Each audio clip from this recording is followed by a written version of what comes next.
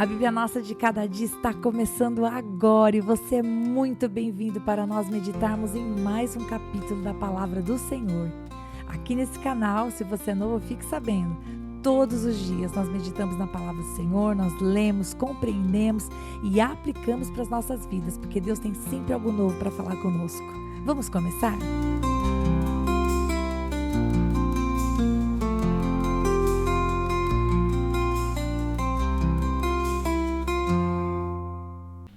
Que alegria ter você aqui para nós meditarmos em Gênesis capítulo 39. E eu tenho que te dizer uma coisa. Todas as vezes que eu começo a gravar um episódio, depois de ter preparado e meditado e falado com o Senhor, eu sempre fico pensando, acho que eu devia alertar os pais a respeito do teor desse capítulo, porque às vezes você escuta dentro do carro, junto com as crianças, e às vezes tem um assunto ou outro no capítulo que você talvez preferisse falar com a criança, explicar aquele capítulo de outra maneira. Mas muitas vezes eu esqueço. Bom, este é um deles, ok? Nós vamos ver um pouco a respeito de algumas situações que aconteceram com José nesse capítulo. Caso você prefira, escute ele então longe das crianças e depois você pode introduzir o assunto desse capítulo na sua linguagem, a maneira como você achar mais apropriada. Muito bem, ontem eu estava conversando com a Olga, uma das pessoas que ouve o podcast, participa bastante, me mandando mensagens, inclusive ela foi uma das inspiradoras da criação desse podcast, e ela disse para mim, Rita, Judá é o, de onde Jesus veio, o leão da tribo de Judá, ele é descendente de Judá. E sim, queridos, lá em Apocalipse 5, versículos 5 e 6, eu não mencionei ontem, mas menciono hoje, fala do leão da tribo de Judá. Você pode ler um pouquinho mais sobre isso. E se você quer comprovar essa linhagem, lá em Mateus capítulo 1 você vê toda a linhagem que chega até Jesus Cristo. E sim, Jesus veio da linhagem de Pérez. Olha que interessante. Agradeço a minha amiga por este comentário que me fez pensar que seria muito legal comentar isso em relação ao capítulo de ontem. Mas hoje nós vamos falar do quê? Nós vamos falar de José. Nesse capítulo, Moisés volta a contar pra gente sobre José. Uma coisa é certa, porque essa expressão vai aparecer 4 vezes no capítulo. O Senhor era com José. Ele podia estar sentindo saudade do pai, sentindo saudade da comida, da casa, dos animais, mas tudo que ele fazia com esmero e Deus o abençoava. E você vai ver nesse capítulo que, embora Deus estivesse com José, ele passou lutas, ele passou dificuldades. Imagina o coraçãozinho dele sendo vendido pelos seus irmãos, na verdade, pedindo aos irmãos que não fizessem isso com ele, e ele foi levado como escravo pelos ismaelitas, e vai chegar no Egito, que é o que nós vamos ver agora, e vai ser vendido, vai ser comprado como escravo, e Deus estava com ele. Esse é o diferencial da história, porque ele poderia ter se tornado uma pessoa amarga, entristecida, presa na saudade, presa no saudosismo, presa no que perdeu, achando que Deus tinha virado as costas para ele, porque afinal de contas permitiu que os irmãos o vendessem, mas não é isso que nós vamos ver. Nós vamos ver o coração de José ali, firme no Senhor, e Deus o abençoando e o prosperando em tudo. Então vamos lá, no versículo 1, nos é contado que quando chegou no Egito, José foi comprado dos ismaelitas por um homem chamado Potifar. E esse Potifar, ele era um oficial do faraó, ele era um comandante da guarda, um homem muito importante.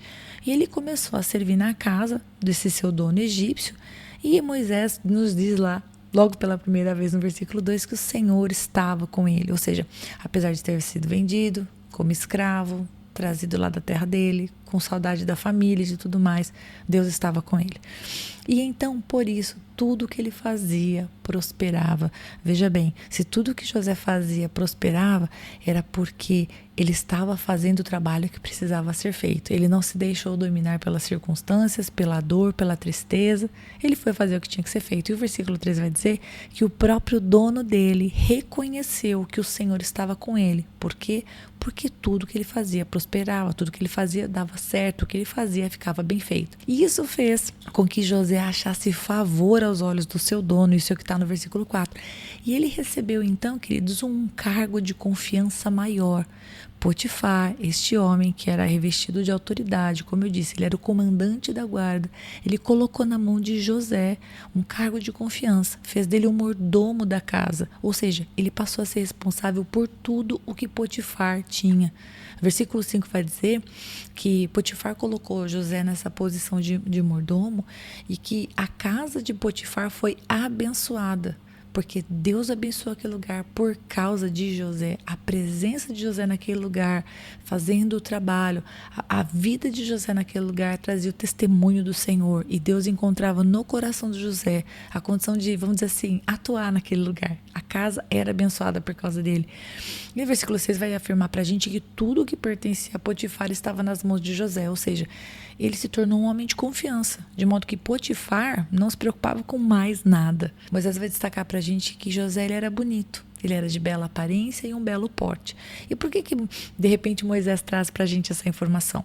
Porque a partir do versículo 7, Moisés começa a relatar pra gente que a mulher de Potifar convidou José para se deitar com ela, para ter relações com ela. Imagina só, a mulher do chefe, né? A mulher do dono dele. E o versículo 8 vai dizer que ele se recusou, mas ele não apenas se recusou, ele ainda argumentou dizendo que o seu dono confiava nele e que ele não iria ser desleal nem com o seu dono e nem pecar contra Deus. Isso está no versículo 9 também.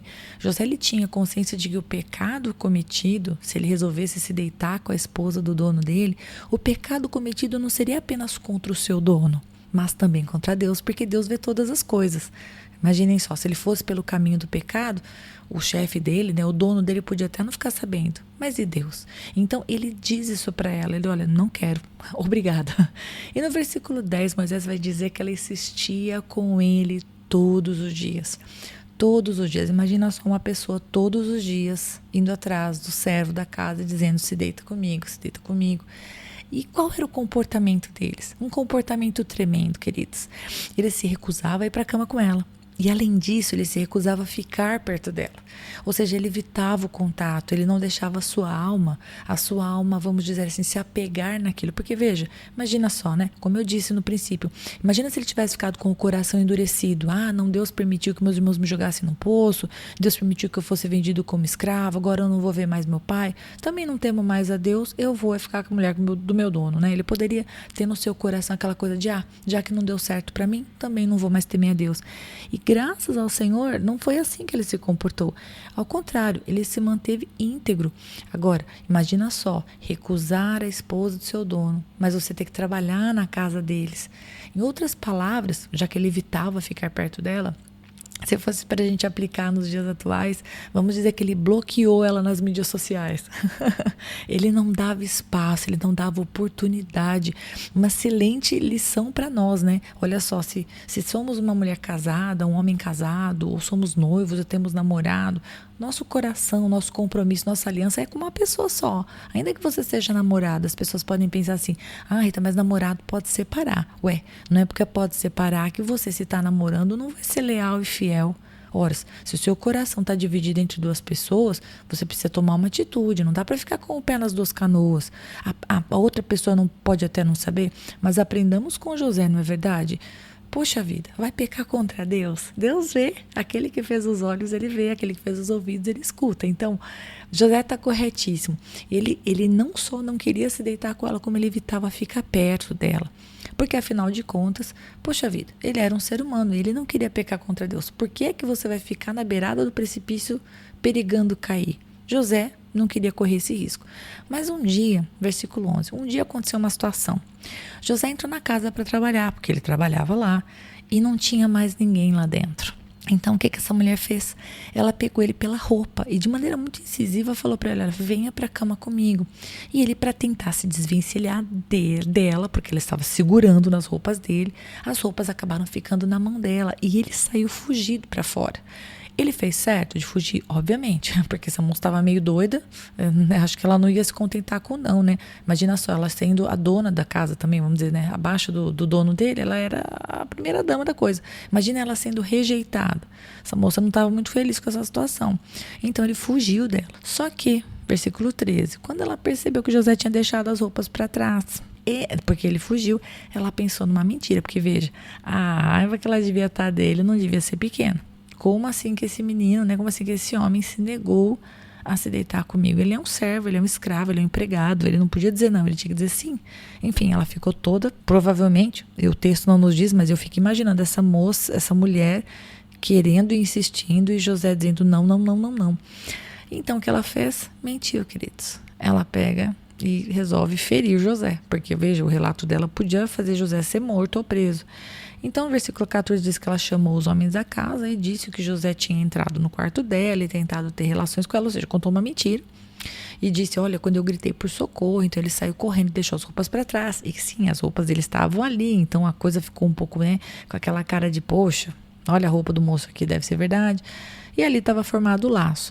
Veja que Moisés não fala para a gente aqui do inimigo, queridos. Não fala.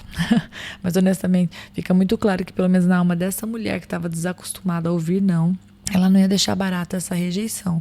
E não tenho dúvida que o inimigo usou a vida dessa moça. Obviamente que a alma dela que estava no controle, dando todo o poder para o inimigo usar. Então, no versículo 16, Potifar chegou em casa. Ela contou para ele a história no versículo 17, 18. E o versículo 19 vai dizer que quando Potifar ouviu essas palavras, ele ficou irado e mandou colocar ele na prisão, mandou jogar ele na prisão, no lugar onde os presos do rei ficavam encarcerados. Ele não foi morto, graças a Deus, ele foi apenas preso. Fico imaginando a cabeça de José. Se ele tinha um coração realmente inclinado ao Senhor, talvez ele estivesse em oração, embora Moisés não tenha relatado para nós, eu fico imaginando, né, José falando, Deus, o Senhor sabe que eu não fiz. Eu tô indo preso, ninguém vai acreditar em mim, porque a roupa tá lá na mão daquela mulher, mas Deus, o Senhor sabe que eu tô limpo nisso. E eu consigo imaginar José falando com o Senhor Deus. Porque daí diz, veja só, no versículo 21. Eu vou ler o versículo 21 para vocês. No versículo 21 vai dizer, queridos, que ele achou graça aos olhos do carcereiro. Veja bem o que está escrito aqui. Verso 21 fala, o Senhor, porém, estava com José. Foi bondoso com ele e fez com que encontrasse favor aos olhos do carcereiro. Ou seja, José estava indo para uma prisão. Antes ele estava lá, na casa do seu senhor. Muito provavelmente um lugar limpo, bonito, organizado. Ele tinha acesso à comida. Ok, ele estava vivendo uma condição boa, né? Trabalhando como servo, obviamente, mas num lugar limpo. Agora ele estava indo para o cárcere. Mas o versículo 21 vai dizer assim que, seja no cárcere ou no palácio, Deus estava com ele. E então isso fez com que ele encontrasse graça aos olhos do carcereiro. E qual foi o resultado? Versículo 22 vai dizer que todos os presos, né? Ele se tornou encarregado de todos os presos que estavam no cárcere. E José fazia tudo o que se devia fazer ali. Isso é o que está escrito no versículo 22 na versão da minha Bíblia. Ou seja, José, ele foi colocado como encarregado, e não entendo o encarregado como aquele que manda. Pela escrita de Moisés nos dá a impressão que José, ele era um homem que tinha visão e estratégia, e que quando ele chegava num lugar, ele via uma coisa que precisava ser feita e ele fazia. E por ser essa pessoa proativa, que vê uma necessidade e vai e faz, as pessoas viam ele como uma pessoa confiável, uma pessoa que eles queriam colocar no comando porque sabia o que devia ser feito, não apenas por mandar, mas por fazer. Então o carcereiro também, versículo 23, confiou nele plenamente e Deus prosperava tudo que ele fazia. É só isso, o capítulo é muito curto. Se for para aplicar, eu diria, quando for dado algo para fazer na sua mão, queridos, faça o seu melhor, porque eu não imagino José fazendo as coisas relaxadamente. Eu tenho certeza que onde ele chegava, diante de Potifar, diante dos outros trabalhadores da casa, diante do carcereiro, e nós vamos ver o restante da história dele, ele fazia o seu melhor. Por quê? Porque Deus honrou ele e prosperou a obra das mãos dele. Isso me lembra Colossenses 3. Colossenses 3, versículo 23 e 24 fala assim, ó, tudo o que fizerem, façam de todo o coração, como para o Senhor, não para os homens, sabendo que receberão do Senhor a recompensa da herança, pois é a Cristo o Senhor a quem vocês servem. Ou seja, a gente faz. No serviço, a gente faz para o homem, tipo assim, o patrão te contratou, mas na verdade você faz para Deus. Então, seja o seu patrão justo ou injusto, você faz o seu melhor trabalho, você entrega as coisas no prazo, você não paga mal com mal, né? Tipo, X, aconteceu tal situação, a pessoa foi grossa, também não vou fazer meu serviço. Não, você serve igual, você é servo, você faz como para o Senhor, que é quem te recompensa. Outra coisa que eu aplicaria de maneira maravilhosa, né? Seja fiel a Deus e tema o Senhor fugindo do mal. Deus vê tudo. Quando você perceber que no seu coração tem um sentimento ruim, realmente feche a porta. Deus já te disse no seu coração que o que você está sentindo, pensando ou fazendo não é bom? Então pare. Para de escrever para quem você não deve, para de falar com quem você não deve, para de dar espaço no seu coração para pessoas que Deus já disse para você não. Principalmente pegando o exemplo de José, se for uma pessoa já comprometida, não faça isso. Se hoje ele faz isso com essa moça ou com esse moço, né? Se ela faz isso com esse moço com quem está, não pense você, não seja inocente a ponto de achar que não vai fazer com você. Fuja do mal. Você pode ser abençoado como José. E inclusive José é muito especial para mim, queridos. Até aproveito para contar aqui uma coisa particular. Quando eu era solteira, quando eu estava solteira, e orava ao Senhor pedindo por um marido, por uma família, eu usava esse texto para orar ao Senhor. E eu pedia para o Senhor que eu gostaria muito que Ele me desse um marido como José, que realmente fugisse do mal, que realmente temesse a Deus, mais do que apenas aos homens, mas que ele soubesse, tivesse consciência de que Deus vê todas as coisas e que o coração dele estivesse no Senhor. E por isso foi tão especial para mim meditar nesse capítulo, porque eu me lembrei das minhas orações enquanto eu estava esperando no Senhor para construir uma família. E por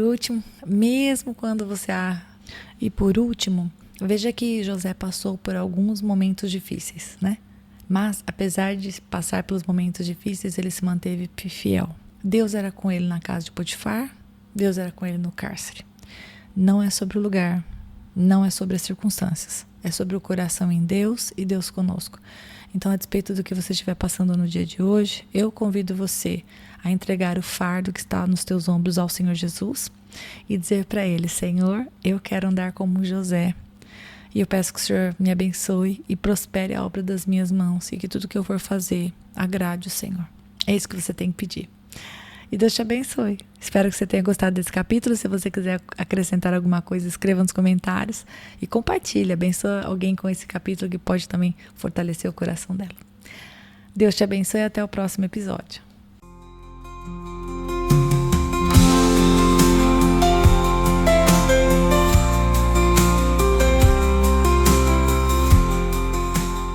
Se você ficou até agora, não vai embora não. Agora é hora de você curtir, comentar, compartilhar esta palavra, porque se ela abençoou você, ela pode abençoar outra pessoa também. E lógico, se inscreva no canal, ative o sininho, assim você não perde os próximos episódios. Deus te abençoe e até lá!